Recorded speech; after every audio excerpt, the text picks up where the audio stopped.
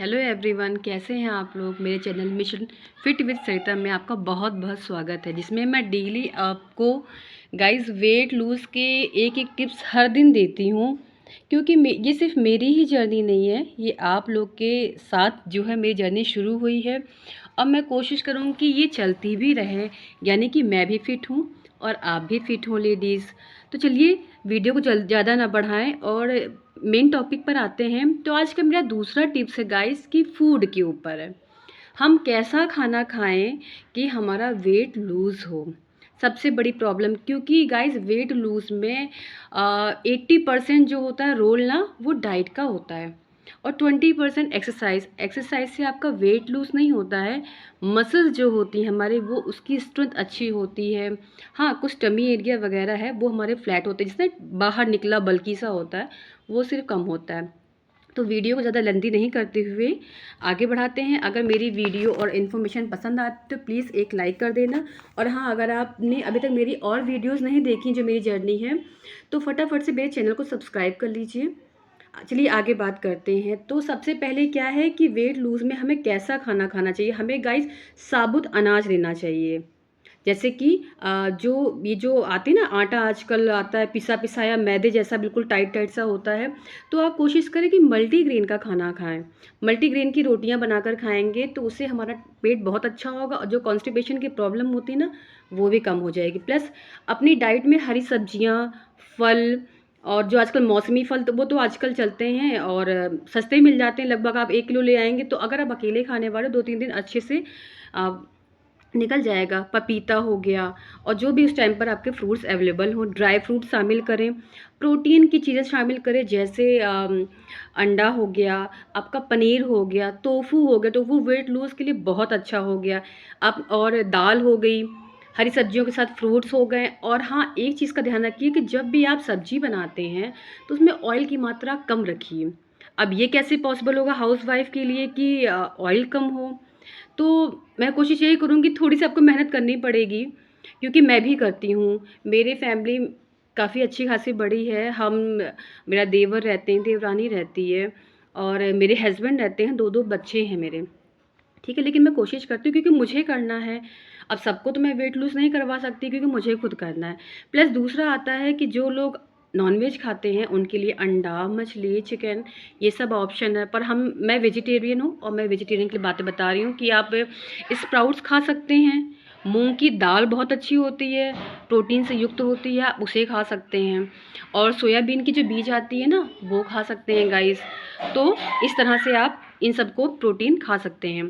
दूसरा आता है डेयरी प्रोडक्ट को आप शामिल कर सकते हैं, जैसे पनीर हो गया, प्रोटीन बहुत अच्छा सोर्स है गाइस। दही हो गया और छाछ हो गया। अब गाइस आते हैं कि पिएं क्या, ऐसी क्या चीज़ें पीने के लिए बनी हुई हैं कि जिनसे हमारा वेट लूज़ हो सके। तो आते हैं ग्रीन टी, और खाना खाने के बाद आप पी सकते हैं। ब्लैक टी एक्सरसाइज करने के या वॉक करने के पहले आप पी सकते हैं। उसके बाद अगर आपको चाय पीने की आदत है तो आप शुगर फ्री टी ले सकते हो आप। उसके बाद मॉर्निंग जब भी आप उठें तो ल्यूक वार्म वाटर में नींबू जो है निचोड़ करके आप पी सकते हैं। ये पीने की चीज़ें हो गई। उसके बाद आते हैं फाइबर के ऊपर। फाइबर में आप जो है सैलेड खा सकते हैं। सैलेड पेट के लिए बहुत अच्छा होता है, इससे आपको फ्रेश होने में कोई प्रॉब्लम नहीं होगी। अच्छा, अब बात करते हैं कि मील को हम कैसे खाएं। यानी कि अगर ब्रेकफास्ट करना है तो 8 से 9 के बीच में आप अपना ब्रेकफास्ट कर लीजिए गाइस। और वो थोड़ा ज़्यादा हैवी होना चाहिए, क्योंकि आप उसके बाद अपना काम करेंगी भी और घर के सारे कामों को निपटाएंगी। तो ये करते करते आपको नाश्ते और लंच के बीच में कम से कम 4 घंटे का गैप होना चाहिए। तो आप अगर आप 8 बजे तक कर लोगे तो आप 12-1 बजे के बीच में आपको अच्छी खासी भूख लग जाएगी।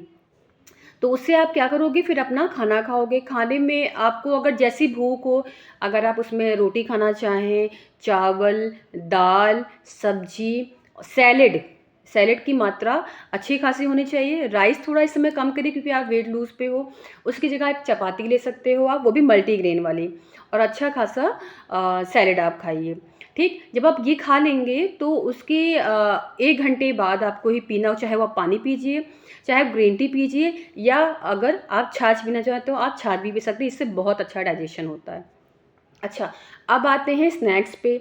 तो आप कोशिश करिए कि जब भी आपको चाय पीना हो, चाय पीते हैं तो आप स्नैक्स में आप ना ड्राई फ्रूट्स ले सकते हैं, जैसे मूँगफली हो गया और सीड्स हो गए, पम्पकिन सीड, और उसके बाद मखाना हो गया। ये बहुत अच्छा स्नैक्स होता है, बाहर की चीज़ों को थोड़ा-सा अवॉइड करिए।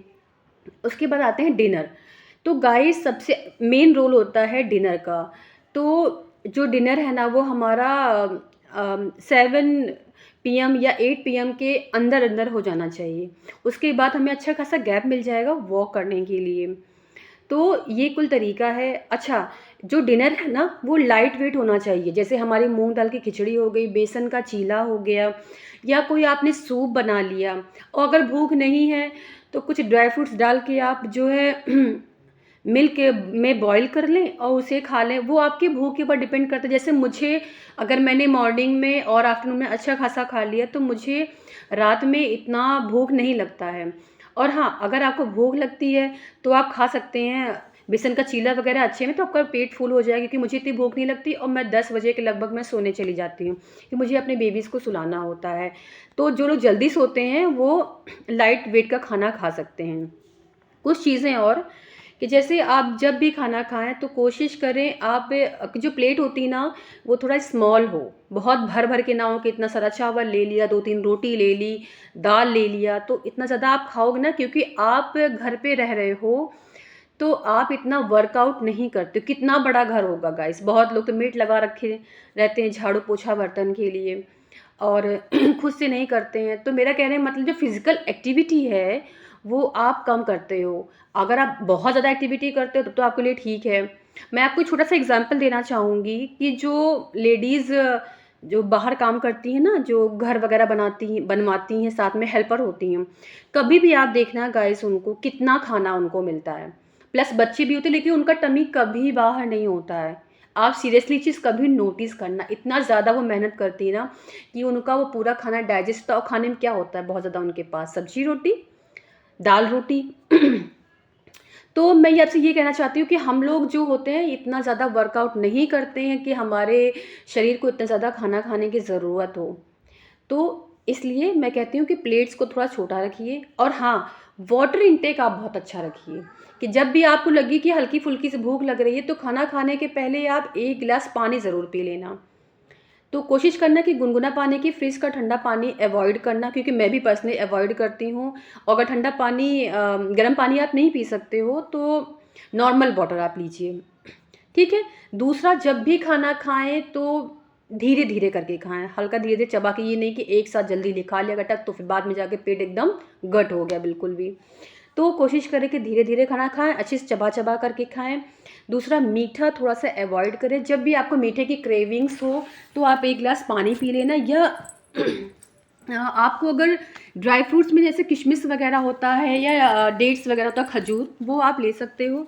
दूसरा, जंक फूड गाइज़ थोड़ा-सा अवॉइड करना पड़ेगा आपको स्टार्टिंग में। और मैं ये नहीं कहती हूँ कि ये छोड़ दो, वो छोड़ दो। हम हाउसवाइफ़ हैं, हमारे बच्चे ज़िद भी करते हैं कि पापा मम्मी बाहर ले चलो, बाहर खाना खाएँ, पार्टीज़ होती हैं, बर्थडे होता है, तो ये थोड़ी मैं कह दूँगी नहीं भैया मैं तो खाना ही नहीं खाऊँगी, डाइट पे हूँ। खा लीजिए, कोई वरी वाली बात नहीं है, बस नेक्स्ट डे का रूटीन आपको सेम रखना है। और कुछ अगर आपसे अवॉइड नहीं हो रहा है, भाई उसी टाइम पर गए जिस टाइम पर आपका लंच का टाइम है, डिनर का टाइम है, खा लीजिए, अपने ध्यान में रखते हुए कि क्या हेल्दी है, क्या अनहेल्दी है। मैं भी ऐसा ही करती हूँ, और नेक्स्ट डे की कोशिश करती हूँ कि थोड़ा-सा खाना मेरा लाइट हो। जंक फूड आप बिल्कुल ना खाएँ, मीठे को आप थोड़ा-सा अवॉइड करें कुछ टाइम के लिए, उसके बाद आप धीरे-धीरे बढ़ा सकते हैं क्वांटिटी में, कि हाँ, एक गुलाब जामुन खा लिया, थोड़ी-सी चॉकलेट्स खा ली, डोंट वरी, मैं भी करती हूँ।